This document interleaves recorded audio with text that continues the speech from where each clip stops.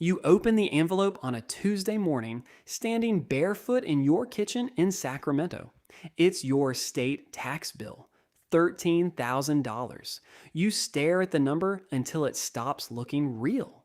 You've done everything right. Good job in tech sales, base salary plus commission.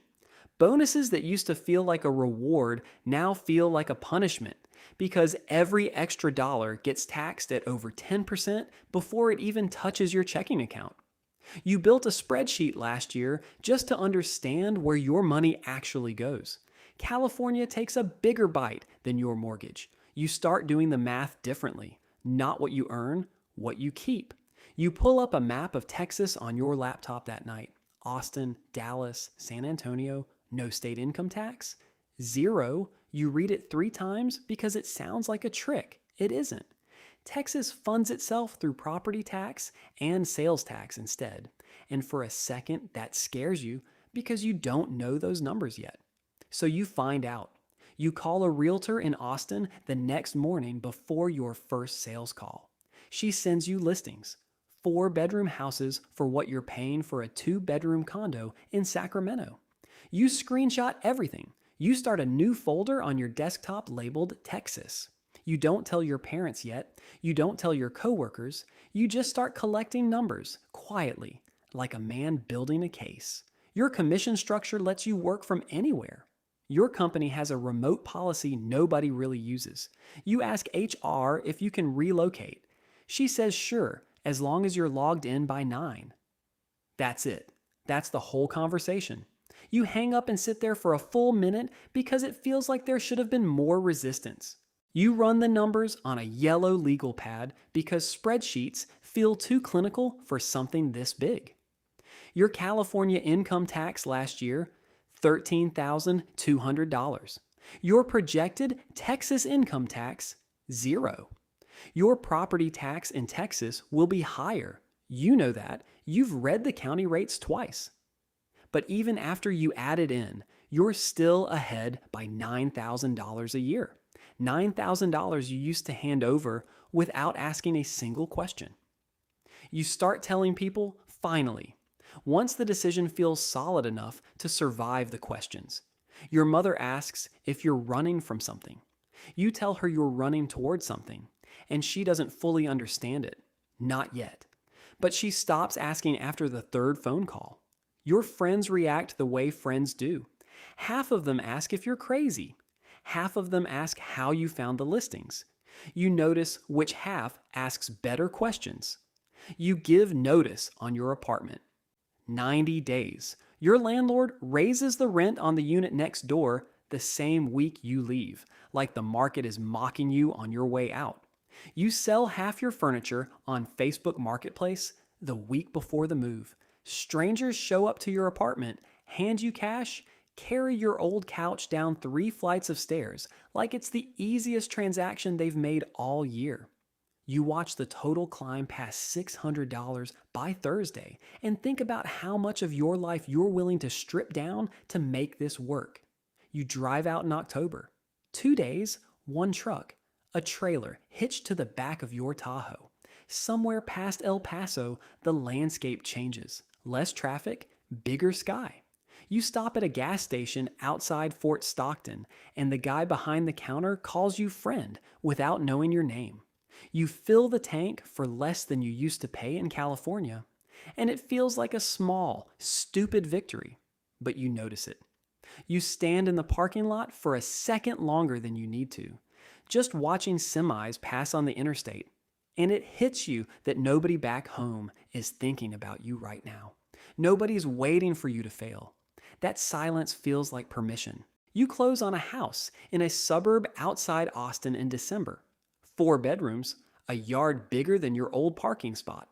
The mortgage payment is almost identical to your old rent. You sign the papers, and the title agent tells you, offhand, that Texas has no state income tax, like she's telling you the weather. You nod like you already knew, because by now you do, better than she does. Your first paycheck in Texas lands different. Same base, same commission, no state withholding line. You check it twice because you think it's an error. It isn't. You call your accountant, the one you kept from California, because he's good and you trust him. He confirms it. Every dollar you would have sent to Sacramento now sits in your account instead. He tells you to expect this every single pay period going forward, and you have to sit down for a second. You start doing something you never did before. You open a brokerage account in January and you automate a transfer the same day your paycheck hits. Not because someone told you to, because for the first time, there's actually a gap between what you earn and what you owe. And that gap has to go somewhere, or it disappears into groceries and impulse buys the way money always does when you don't give it a job. Your neighbors are engineers, small business owners. One guy who moved his whole staffing company from the Bay Area because his own tax bill got embarrassing to explain at dinner parties. Nobody talks about the move like it's a sacrifice. They talk about it like it's a decision they made with their eyes open. You start to notice that pattern. People here don't complain about the state government the way people back home did. There's less to complain about when the state isn't taking a cut of everything you build. You host your first cookout in February, grilling in shorts while your group chat back in Sacramento sends pictures of rain on their windshields. Someone in the neighborhood mentions they moved from New Jersey. Someone else from Illinois. You realize the whole street is made of people who did the same math you did, on their own legal pads, in their own kitchens, at midnight, and decided the answer was worth the drive.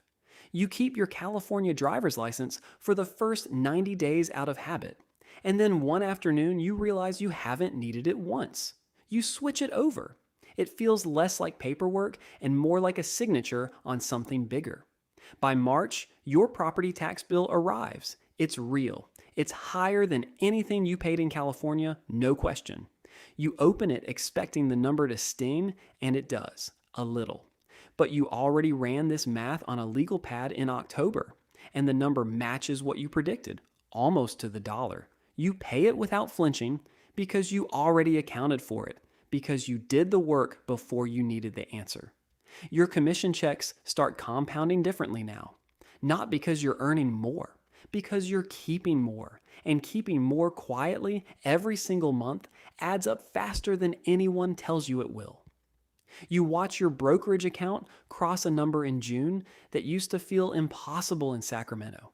Not because the market did anything special, because you stopped bleeding money you never noticed leaving. You fly back to California in the summer for a wedding. You rent a car at the airport and the gas prices make you laugh out loud alone in the parking lot. You drive past your old apartment complex. Someone else's car is in your old spot. You feel nothing you expected to feel. No nostalgia. Just a quiet kind of relief. Like you dodged something you didn't fully understand until you were already out of it. At the wedding, an old coworker asks how Texas is treating you. You tell him the truth. Hot, flat, cheaper than you thought possible.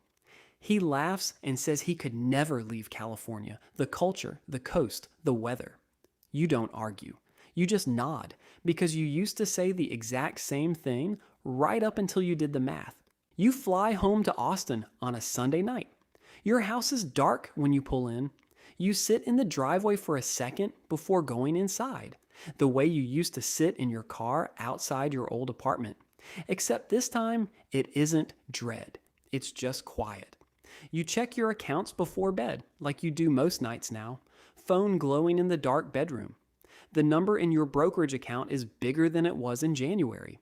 The number in your checking account has room in it you didn't used to have. Nobody clapped when you crossed the state line in October. Nobody congratulated you for reading a property tax rate table on a Tuesday afternoon. But the numbers don't need an audience to be real. You turn off the light. Somewhere back in Sacramento, your old landlord is raising rent on someone else's unit. You're not thinking about that anymore. You're thinking about next year's contribution limit and whether 4 bedrooms is still enough room because your accountant already told you this is only the beginning if you keep doing exactly what you're doing now.